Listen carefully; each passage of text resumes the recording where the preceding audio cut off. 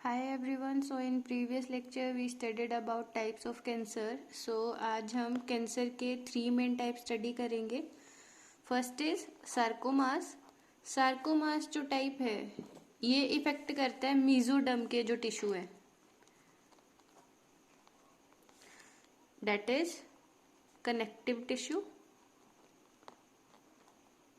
सो ये इनको इफेक्ट करता है. उसके अलावा कनेक्टिव टिश्यू में क्या आता है? Bones, cartilages,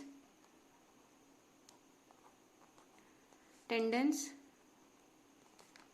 and adipose. उसके अलावा जो मसल्स हैं, लिम्फोइड्स हैं, उनको भी इफेक्ट करता है.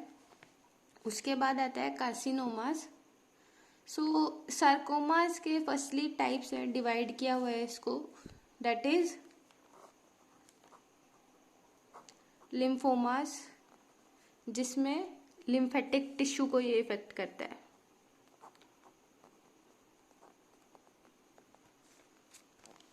So lymphatic tissue that is present in lymphatic nodes, spleen, spleen के अंदर जो प्रेजेंट होता है. उसके अलावा सेकंड आता है इसका लिपोमास, जिसमें स्पेसिफिकली एडिपोज टिश्यू इफेक्टेड होते हैं. उसके बाद थर्ड आता है osteoma, that is cancer of bones, so जिसमें बोन्स इफेक्ट होती है. सो ये तो सार्कोमा. सेकंड आता है उसके बाद फिर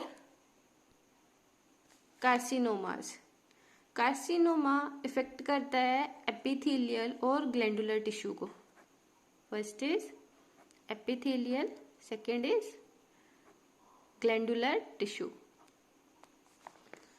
These include breast cancer, pancreatic cancer, stomach cancer and lung cancer. So इसके अंदर breast cancer, liver, pancreas, pancreatic and stomach cancer, ये सब आते हैं. So third one is leukaemia, जिसके अंदर ल्यूकोसाइड्स इफेक्ट्स हो रही है. सो ल्यूकीमिया के अंदर क्या होता है? एक्सेसिव फॉर्मेशन होती है WBCs की, एक्सेसिव फॉर्मेशन ऑफ WBCs, जिसकी वजह से RBCs का काउंट कम हो जाता है, जो पेशेंट है वो अनीमिक हो जाता है. सो WBCs कहाँ पे बनती है? In bone marrow. So excessive formation होती है WBCs की in bone marrow, that leads to leukaemia. इसके अंदर बोन मैरो के अलावा स्मॉल अमाउंट में लिम्फेटिक नोड्स के अंदर भी प्रेजेंट जो WBCs है वो बनती है.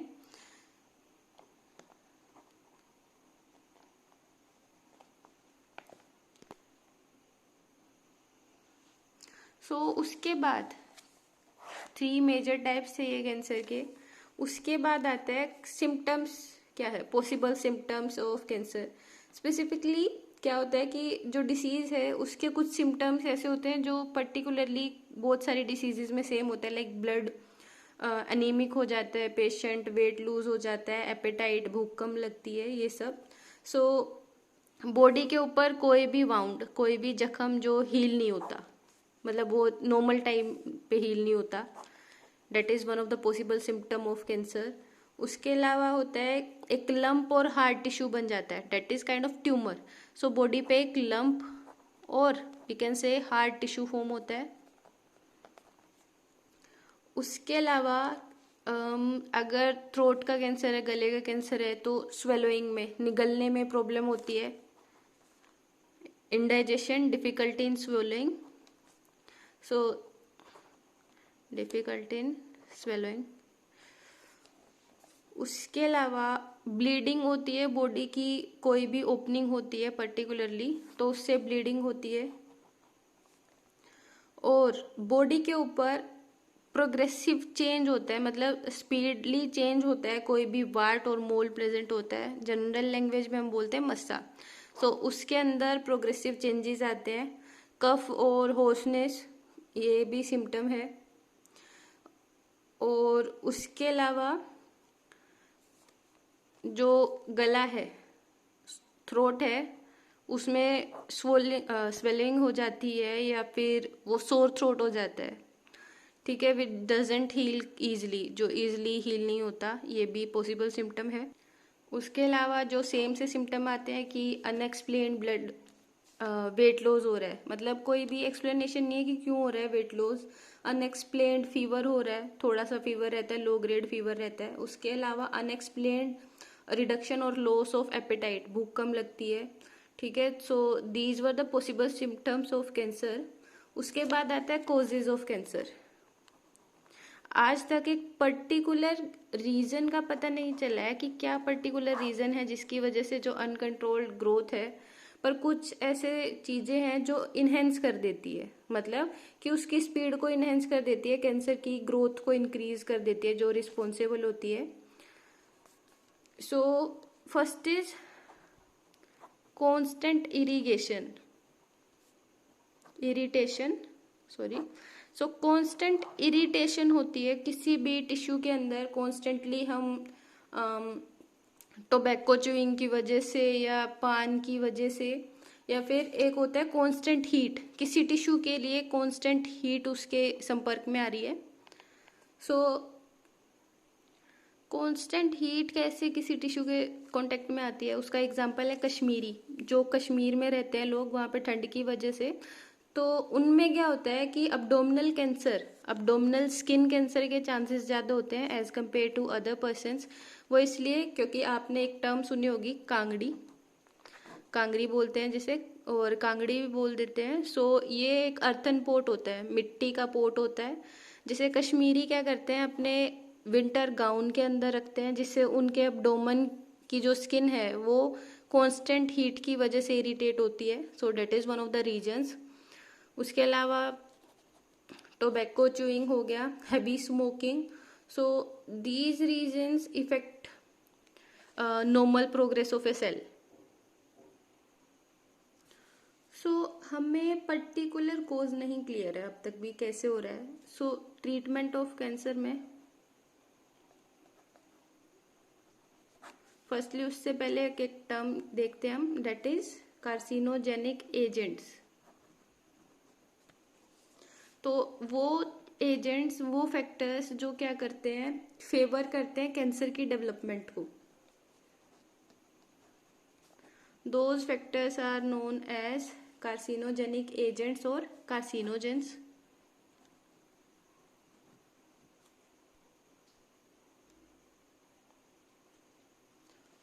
सो ये हो सकते हैं, केमिकल्स हो सकते हैं, certain chemicals, for example nicotine, caffeine, और कोल के कंबशन से, ऑयल से, सर्टेन डाइज।